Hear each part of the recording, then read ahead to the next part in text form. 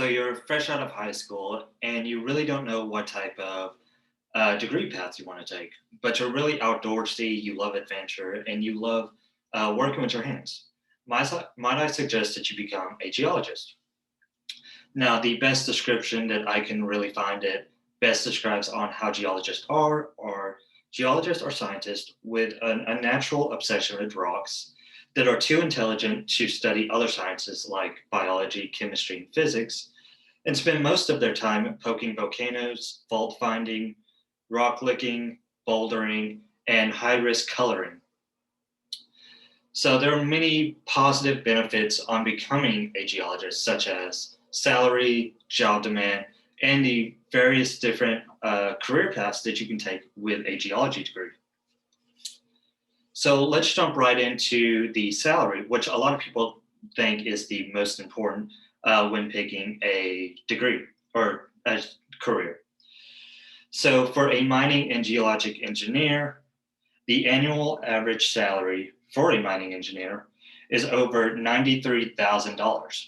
And this was reported at the end of 2016. Around the lower end of that spectrum, at the bottom 25%, the annual salary for those geologists make over $70,000 a year. And when we look at the higher end, the top 25%, these engineers make over $127,000. And all of this data was reported at the end of 2016. If you're looking to become something a little bit more popular, a lot more geologists become petroleum geologists. And petroleum geologists were the highest paid professions at the end of 2019. And their annual salary is over $126,000 at the end of the year. And again, all of this was reported at the end of 2019. If you're looking to go into something more geophysics, you want to study more physics of Earth, might I suggest you become a seismologist. And seismologists, the BLS has reported that seismologists make an annual salary of $90,000 a year. And this was reported at the end of 2012. Now that we've looked on how great their salary is, let's take a look at what the job market looks like for a geologist.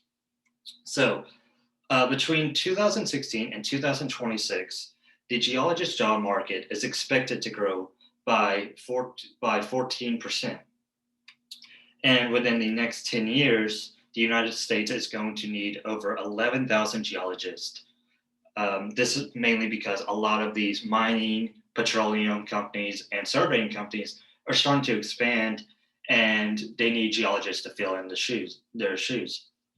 And another big reason is there's a large amount of geologists that are starting to go into retirement, so companies need other geologists to replace those guys. Now that we've looked at how great their salary is and the job market, let's take a look on what type of career paths you can take. So another popular career path a lot of geologists take is becoming a geochemist. And geochemists study the chemical process which form and shape the Earth. This field also includes the study of cycles of energy throughout the Earth. If you're looking to study the ocean, you can become an oceanographer. Oceanographers study the composition and motion of the water column and the processes that control that motion.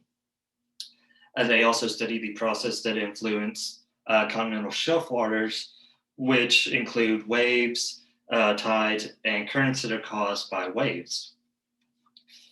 If you're looking to go into something a little bit more simple, you don't really want to get too into geology, but you want to stay kind of basic, might I suggest you become a sedimentologist. And sedimentologists study the sediment grains in marine deposits, and they study the physical properties and the physical processes that help develop these marine deposits.